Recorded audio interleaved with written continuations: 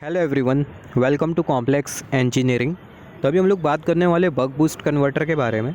तो जो buck boost converter होता है वो बेसिकली एप्लीकेशन होता है चॉपर का।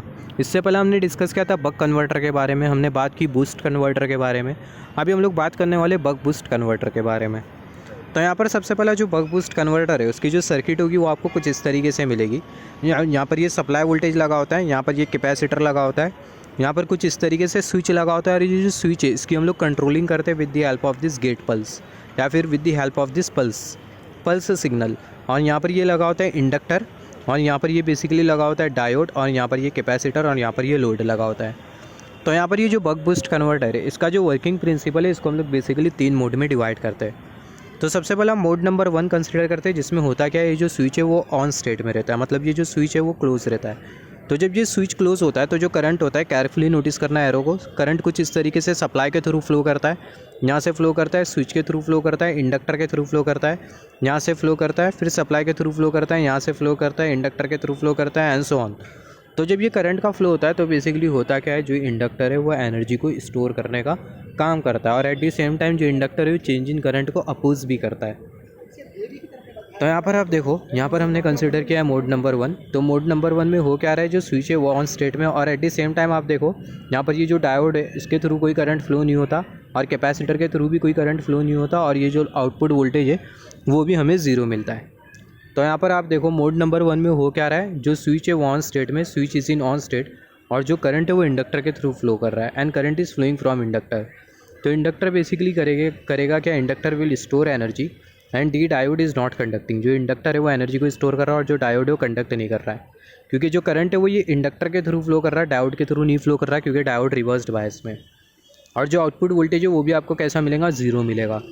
वेव फॉर्म कंसिडर कर लेते हैं। यहाँ पर आप देखो सबसे, और जैसे कि हमने डिस्कस किया था, जो करंट है वो इंडक्टर के थ्रू फ्लो कर रहा है, तो इंडक्टर के अक्रॉस हमें वोल्टेज मिलेगा VL। तो यहाँ पर ये जो वेव फॉर्म होगी वो हमें कुछ इस तरीके से मिलेगी। यहाँ पर ये वेव फॉर्म हमने कंसिडर किया इंडक्टर वोल्टेज के लिए, ये वेव फॉर्म इंडक्टर करंट के लिए, ये वेव फॉर्म हमने स्विच करंट के लिए कंसिडर किया, और यहाँ पर ये जो वेव फॉर्म है वो डायोड करंट के लिए। तो मोड नंबर 1 में हो क्या रहा है, जो स्विच है वो ऑन स्टेट में, और जो करंट है वो इंडक्टर के थ्रू भी फ्लो कर रहा है। तो जो इंडक्टर के अक्रॉस जो आउटपुट वोल्टेज होगा, जो इंडक्टर के अक्रॉस जो वोल्टेज होगा उसको हमने यहाँ पर कुछ इस तरीके से शो किया, इंडक्टर के अक्रॉस वोल्टेज। ये पर्टिकुलर पॉइंट जो कि आपको कर्सर की टिप शो कर रही है, पर्टिकुलर पॉइंट तक के जो स्विच है वो ऑन स्टेट में रहता है, तब तक के इंडक्टर के अक्रॉस जो वोल्टेज होगा वो आपको कुछ इस तरीके से मिलेगा। और सिमिलरली यहाँ पर आप देखो, जो इंडक्टर का जो करंट होगा वो ग्रेजुअली राइज करने लगेगा, क्योंकि जो इंडक्टर है वो चेंज इन करंट को अपोज करता है। तो जो इंडक्टर करंट है कुछ इस तरीके से ग्रेजुअली राइज कर रहा है। और एट द सेम टाइम अगर हम लोग देखें, जो स्विच का जो करंट है वो किसके बराबर में रहेगा, इंडक्टर करंट के बराबर में रहेगा। तो जो स्विच का जो करंट है वो किसके बराबर में, इंडक्टर करंट के बराबर में। और जो डायोड है वो कंडक्ट नहीं कर रहा, तो जो डायोड करंट है वो आपको कैसा मिलेगा, 0 मिलेगा। तो यहाँ पर जो डायोड करंट है वो आपको मिल रहा है 0। यहाँ पर आप देखो, ये हमने वेव फॉर्म कंसिडर किया किसके लिए, मोड नंबर 1 के लिए। अभी होगा क्या, जो इंडक्टर है वो एनर्जी को स्टोर किया है। हमें पता है जब भी इंडक्टर एनर्जी को रिलीज़ करता है तो करंट फ्लो होता है, और वो जो करंट होता है वो डिक्रीजिंग नेचर का होता है। दूसरा, जब इंडक्टर एनर्जी को रिलीज़ करता है तो जो इंडक्टर की जो पोलैरिटी होती है वो चेंज हो जाती है। तो अभी मोड नंबर 2 में होगा क्या, जो इंडक्टर है वो एनर्जी को रिलीज़ करेगा, जिसके वजह से ये जो लूप आपको जो दिखाई दे रही है जिसमें कर्सर मूव कर रहा है, ये लूप में करंट फ्लो होने लगेगा। करंट कैपेसिटर के थ्रू फ्लो होगा, डायोड के थ्रू फ्लो होगा, और ये जो कैपेसिटर है वो चार्ज होगा, उसके नीचे वाले प्लेट पर पॉजिटिव चार्ज एक्यूमुलेट होगा, ऊपर वाले प्लेट पर नेगेटिव चार्ज एक्यूमुलेट होगा। तो यहाँ पर आप देखो, ये जो इंडक्टर है वो एनर्जी को रिलीज़ किया, और एनर्जी को रिलीज़ करने की वजह से हो क्या रहा है, करंट फ्लो कर रहा है, और वो जो करंट रहेगा वो डिक्रीजिंग नेचर का रहेगा। और इंडक्टर जब एनर्जी रिलीज़ करता है, करंट फ्लो करता है, तो जो इंडक्टर की जो पोलैरिटी है वो चेंज हो जाती है। तो इंडक्टर की जब पोलैरिटी चेंज हो जाएंगी तो जो इंडक्टर का जो वोल्टेज होगा वो हमें अपोजिट डायरेक्शन में मिलेगा। यहाँ पर हम लोग देख सकते हैं ये है मोड नंबर 2। तो जो इंडक्टर का जो वोल्टेज हमें जो मिल रहा है कुछ इस तरीके से अपोजिट डायरेक्शन में मिल रहा है। यहाँ पर ये मोड नंबर 2 में हुआ क्या, मोड नंबर 2 में जो स्विच है वो ऑफ स्टेट में आ गया, जैसे कि हमने डिस्कस किया। यहाँ पर मैंने लिखा भी हूँ मोड नंबर 2 में, यहाँ पर ये जो स्विच है वो ऑफ स्टेट में आ गया। तो जो स्विच है वो ऑफ स्टेट में आ जाएगा, switch will come in of state, and inductor will release the energy, and polarity of inductor will get change, and inductor polarity change, जैसे कि मैंने आपको बोला। और जो डायोड है वो कंडक्ट करेगा, diode will conduct, and capacitor C2 will get charge. और जो डायोड है वो कंडक्ट करेगा, और जो कैपेसिटर C2 है वो चार्ज होने लगेगा। यहाँ पर आप देखो, जब ये स्विच ऑफ हो जाएगा तो ये इंडक्टर एनर्जी को रिलीज़ करेगा, राइट। तो वही हमने यहाँ पर डिस्कस किया। मोड नंबर 2 में जो स्विच है वो ऑफ स्टेट में आ गया, इंडक्टर एनर्जी को रिलीज़ किया, ये वाले लूप में करंट फ्लो हुआ, कैपेसिटर चार्ज हुआ, डायोड के थ्रू करंट फ्लो हुआ एंड सो ऑन। तो जैसे कि हमने डिस्कस किया, जो इंडक्टर की जो पोलैरिटी होगी वो अपोजिट डायरेक्शन में, इंडक्टर की जो पोलैरिटी वो चेंज हो जाएंगी, तो जो इंडक्टर का जो वोल्टेज है वो हमें अपोजिट डायरेक्शन में मिलेगा। तो यहाँ पर हम लोग देख सकते हैं जो इंडक्टर वोल्टेज है वो हमें कुछ इस तरीके से अपोजिट डायरेक्शन में मिला। और एट द सेम टाइम जो इंडक्टर करंट होगा वो आपको डिक्रीजिंग नेचर का मिलेगा। तो यहाँ पर ये इंडक्टर करंट है डिक्रीजिंग नेचर का, और जो स्विच है वो तो ऑफ स्टेट में, तो स्विच के थ्रू कोई करंट फ्लो नहीं हो रहा, तो यहाँ पर स्विच के थ्रू कोई करंट फ्लो नहीं हो रहा। और जो डायोड करंट होगा किसके बराबर मिलेगा, इंडक्टर करंट। यहाँ पर ये इंडक्टर करंट, तो ये सेम इंडक्टर करंट आपको डायोड करंट के लिए भी मिलेगा। तो यहाँ पर आप देखो डायोड करंट आपको कुछ इस तरीके से मिला, ये हो गया डायोड करंट जो कि बराबर में इंडक्टर करंट के। तो यहाँ पर ये हमने डिस्कस किया मोड नंबर 2। अभी आ जाते हैं मोड नंबर 3 पर। अभी जो कैपेसिटर है वो क्या है, चार्ज है। जैसे कि हमने डिस्कस किया था, जब इंडक्टर एनर्जी रिलीज़ करता है तो जो करंट है वो कैपेसिटर के थ्रू भी फ्लो करता है, और जो कैपेसिटर है वो क्या होता है, चार्ज होता है। तो यहाँ पर ये जो कैपेसिटर है अभी चार्ज है।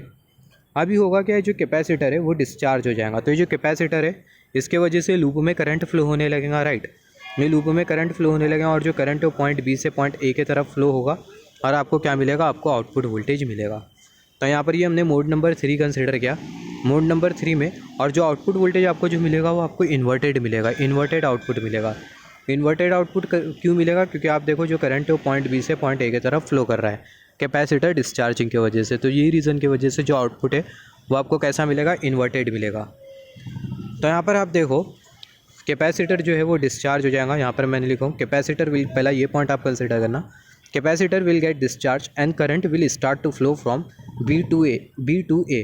हैंस जो आउटपुट होगा वो आपको कैसा मिलेगा, इन्वर्टेड मिलेगा। तो जो आउटपुट वोल्टेज है वो आपको इन्वर्टेड मिलेगा। हैंस जो बक बूस्ट कन्वर्टर होता है उसको हम लोग इन्वर्टिंग रेगुलेटर भी बोलते हैं। और यहाँ पर आप देखो मोड नंबर 3 में हो क्या रहा है, सिर्फ ये कैपेसिटर डिस्चार्ज हो रहा है और ये लूप में करंट फ्लो हो रहा है। At the same time diode भी नहीं कंडक्ट कर रहा, at the same time inductor भी नहीं कंडक्ट कर रहा है, एट दी सेम टाइम ये जो स्विच है वो भी कंडक्ट नहीं कर रहा। तो यहाँ पर आप देखो जो इंडक्टर के अक्रॉस जो वोल्टेज होगा वो ज़ीरो होगा, इंडक्टर करंट भी ज़ीरो होगा, और जो स्विच का जो करंट है वो भी ज़ीरो होगा, और जो डायोड करंट है वो भी क्या होगा, वो होगा ज़ीरो। तो यहाँ पर ये जो मोड है वो कौन सा मोड है, मोड नंबर 3। और जो कैपेसिटर है वो डिस्चार्ज हो जाएगा और लोड के थ्रू करंट फ्लो होने लगेगा। फिर अगेन मोड नंबर 1 रिपीट होगा। मोड नंबर 1 में होगा क्या, अगेन जो स्विच है वो ऑफ स्टेट से ऑन स्टेट में आएगा। तो स्विच के थ्रू यहाँ से कुछ इस तरीके से करंट फ्लो होगा, इंडक्टर के थ्रू फ्लो होगा, यहाँ से फ्लो होगा, सप्लाई के थ्रू फ्लो होगा, यहाँ से फ्लो होगा एंड सो ऑन। जब करंट इंडक्टर के थ्रू फ्लो होगा, इंडक्टर एनर्जी को स्टोर करेगा एंड सो ऑन, जो प्रोसेस होगा वो रिपीट होते जाएगा।